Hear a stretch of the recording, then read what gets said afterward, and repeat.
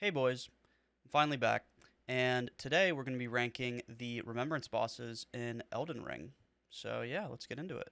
Alright, so right here we have the Remembrance bosses. And well, let's start with the first one, Godric the Grafted. So, in terms of the Remembrance bosses, obviously he's the first one that we encounter. In my first playthrough, I really, I really disliked him. Yeah, I really did not like Godric. He was quite annoying. The dragon head was pretty infuriating. The oh well, the Godskin duo isn't a Remembrance boss, but yes, I that awful, horrible, horrible boss. Godric, hmm. I'm gonna put Godric at a C because he's very meh. He's not very hard. Once you've beaten Godric once, regardless of what you're using, you will never have a problem with him again. I think his design's cool. I think his cutscene's pretty cool. Uh, and I mean, as the first Remembrance boss, he's really not too bad. But in terms of all of the other Remembrance bosses, I don't think he stands out too much. I think he's very similar to Margit, which I mean, given they are siblings, but still, it's is C, maybe a low B, but we'll see. So next we have Renala. Renala, I think, is a fantastic early game Remembrance boss. Uh, the cutscene's cool. I think it's interesting fight mechanics. The as much as the like little children crawling around in the in the library is, in all honesty, quite weird, but it does fit the theme of the game. Um, it's just an interesting fight mechanic, and even as much as her first phase is quite literally a joke, um, the second phase is quite enjoyable. I've never disliked doing Renala. I think Renala.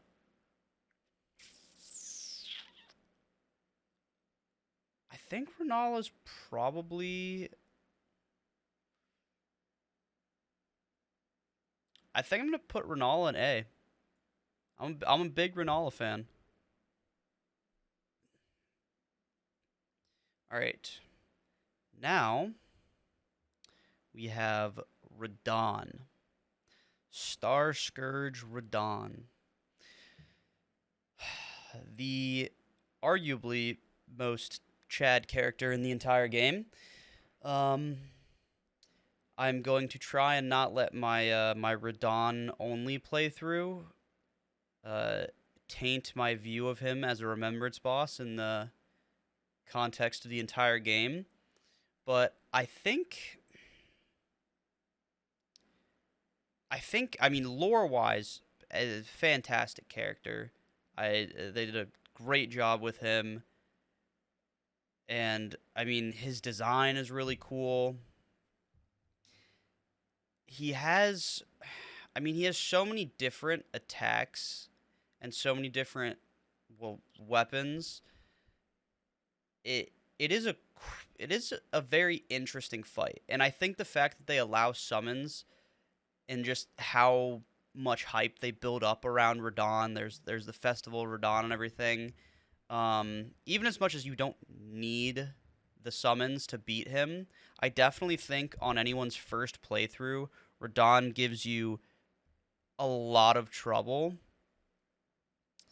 And even afterwards, sometimes he can be a bit tricky because his gravity magic, um, it isn't too bad to dodge, but sometimes you'll just get caught with one. You'll just get caught with one of those attacks, and it'll just completely mess up your mojo. Um, and the arena that you're in, one is really open and big, and I like the boss fights where you can use torrent and run around and stuff. And it seems very fitting for just his backstory with his mind being eaten away by the scarlet rot, and then just him wandering a wasteland and kind of just eating whatever he ends up fighting. Overall, honestly, a very good, very entertaining Remembrance boss. I Radon's better than Renala. Radon is better than Renala. Yeah, that's for sure. It's close, but they're both definitely A tier. All right, we have the Ancestral Spirit. Arguably the easiest Remembrance boss outside of Godric. It's just so bland. It's just a very bland boss fight. Like, I mean, it has a unique move set, but like, it's not really that hard to beat. I mean, the whole lighting the lamps to gain access to the boss area, yeah, is cool, but it's nothing special comparative to all of the other Remembrance bosses. The Ancestral Spirit, I just don't feel like brings anything special to the table, and it's just, in my opinion, it just shouldn't be a Remembrance boss. I don't think that it is very very cool and holds up to the standard of what you think of as a Remembrance boss. All right, Praetor Rykard. Where to put him? It's a very interesting boss fight. I mean, Volcano Manor as a whole, I think, is a very cool area, and I enjoy it a lot. His boss fight, he does do quite a lot of like basic sword swings and stuff like that.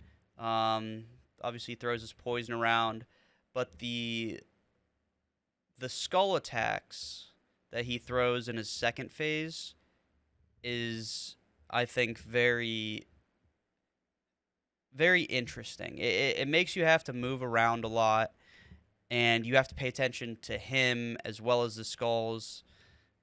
Interesting design, and even more interesting lore backstory, with him literally, I mean, getting eaten by the serpent, and his whole thing is going against the gods, and his voice actor is eh, the voice actor is a chain smoker if I've ever heard one. Not that that's a bad thing. I think it makes him a very memorable character. Uh, but I think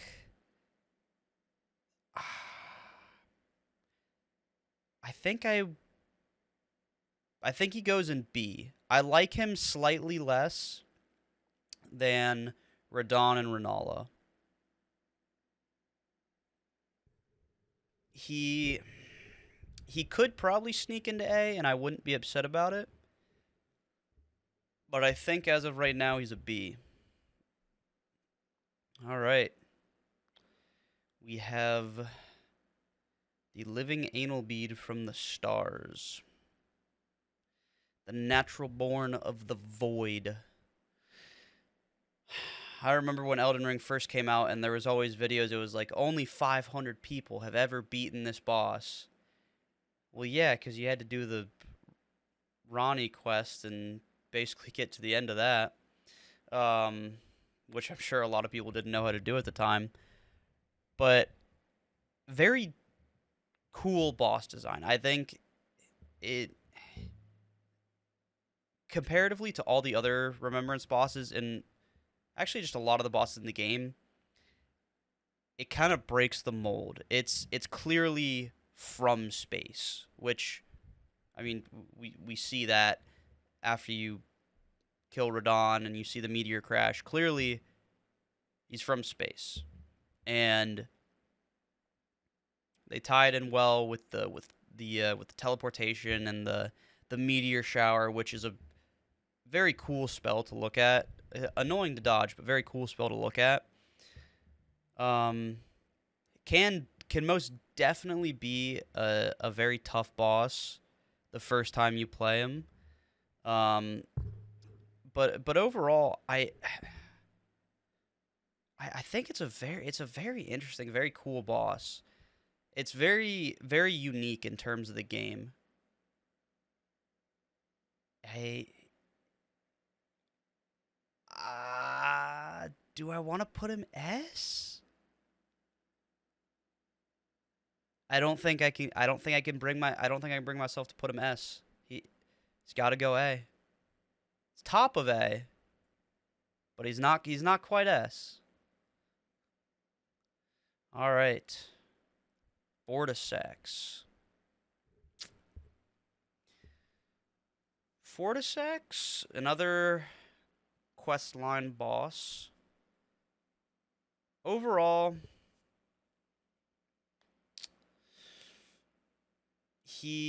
I kind of feel the same about Fortisex how I do about Rykard. Not a bad boss, definitely can be very difficult on your first playthrough. His attacks, in my opinion, are somewhat basic, kind of. I mean, the lightning and dragon stuff, it's all well and good and cool, but compared to Placidusax, he's just kind of worse. And for those reasons, I think he's got to go B. Yeah, he's not a bad boss by any means. He's just doesn't stand out. He doesn't stand out. All right, Morgoth. How to feel about Morgoth? On my first playthrough, he took like 4 tries. He's pretty easy in all honesty. Like he has a couple moves that are like pretty dangerous. That'll kind of end your fight real quick if you're not careful. But after fighting Margit being the first boss for most people, Morgoth is definitely just a upgraded version with a larger move set, which I think he has a very interesting moveset. I love his great sword. The swords dropping down, I don't. It's not that great. Like I think I can count on one hand the number of times I've been hit by that attack. It's extremely easy to dodge, but I mean it does make for good spacing, so you can't just like spam attack him and like stun lock him. But his he still does the like glowing dagger thing that he when he throws them, and then I do enjoy the spear, how he does the multiple variations of the golden spear attack. His second phase I think is fantastic. I love his second phase. Adds plenty of new moves. Adds the explosions on the ground of the arena. I mean we finally learn who he actually is, being the son of Godfrey and Marika, and honestly, he's a really good boss. He might have been easy, but he definitely can be difficult, but the lore behind him and the more that I'm thinking about it, I very much enjoy his move set. I think he has lots of moves, and the backstory behind him is very, very good. Just very good character writing. I th- is he gonna be S?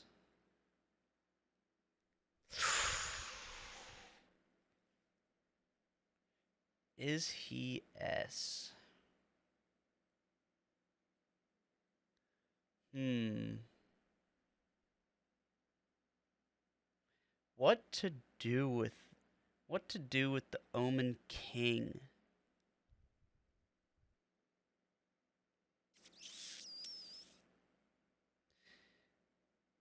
Hmm. I'm teetering between top of A and S.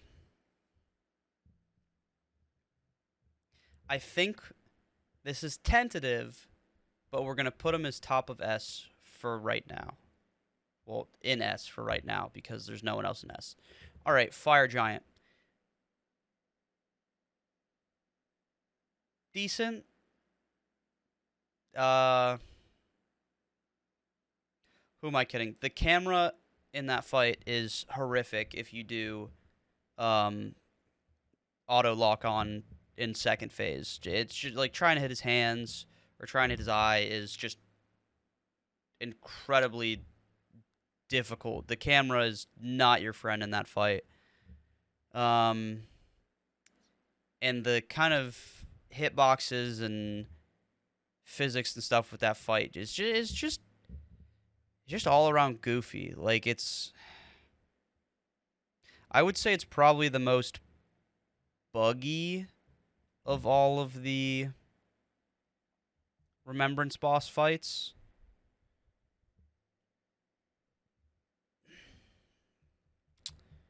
I don't think it's ancestral spirit level. It's because it's not a bad fight. It's not a bad fight. And it is difficult. But it's a little bit below average for me. I'm putting it C tier. I'm putting Fire Giant C tier.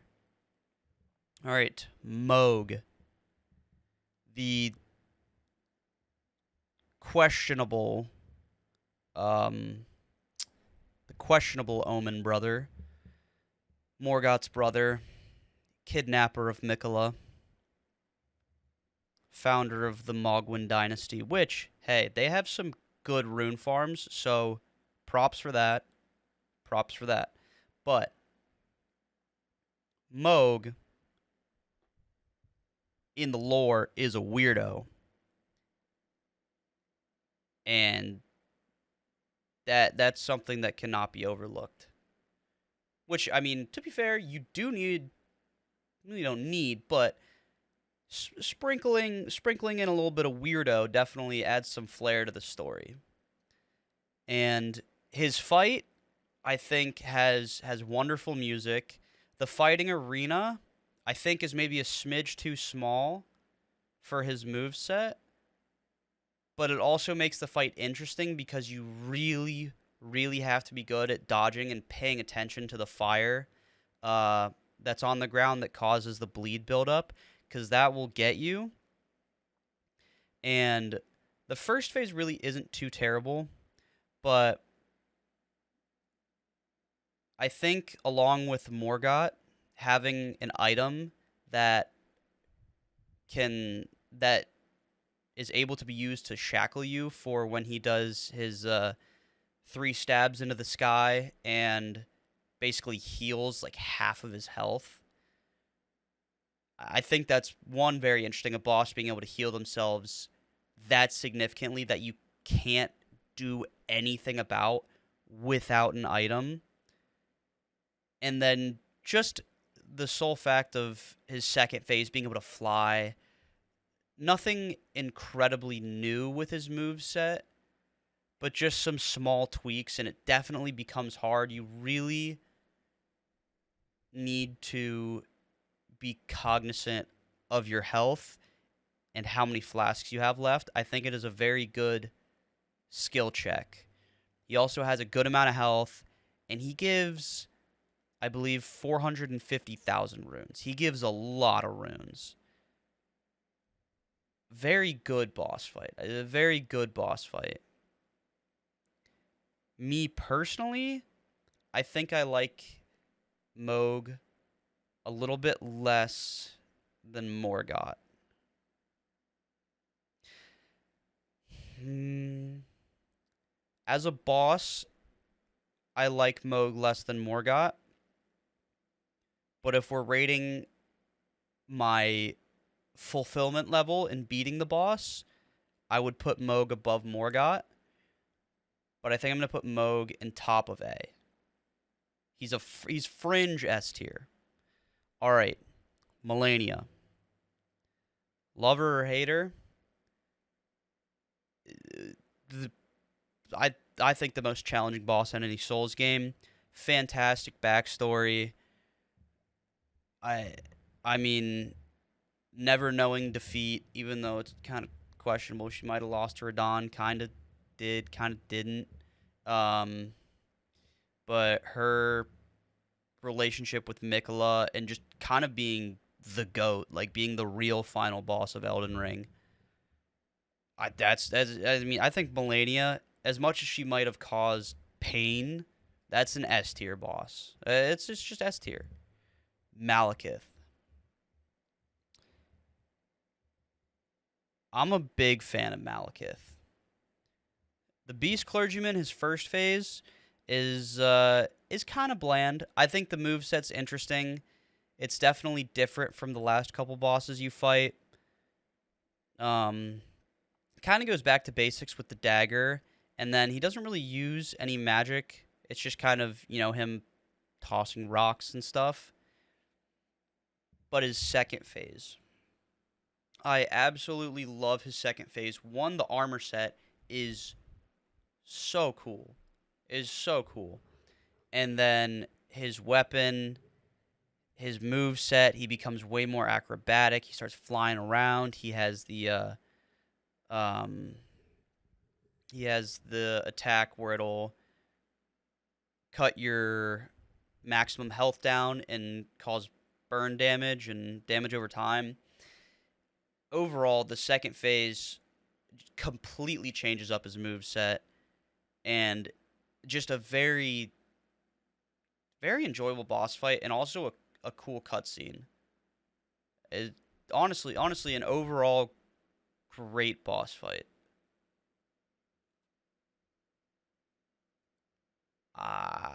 He's like tied with Moog for me.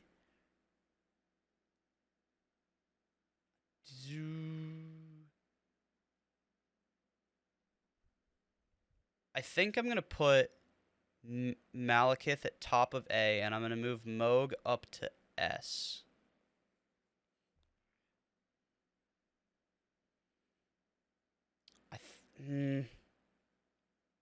No, I can't. It doesn't feel right. All right, Placidusax, Dragon Lord. Clearly the better of the two Dragon Remembrance bosses. Farum Azula as a whole, as much as Godskin Duo is the bane of my existence, and I think most Elden Ring players, um, Farum Azula is a very cool area to explore, and based on obviously lore, there was time before the Erd Tree in the Golden Order, and there was before the Elden Lord, there was the Dragon Lord. They used to rule before America and um, all of them came. And Placidusax is just kind of the epitome of an ultimate dragon. And the arena's awesome. I mean, his design is just fantastic. He has so many cool moves, difficult, lot of health. The laser move is just so cool when he just kind of disappears and then comes in as a cloud. Just, I think Placidusax is a great end game boss. Awesome. I love Placidusax. I think he's definitely S tier. He's not Melania. I think Melania is the best boss. Yeah, I think Melania is the best boss in the game. I think I can feel confident in saying that Melania is the best boss in the game. All right, Godfrey.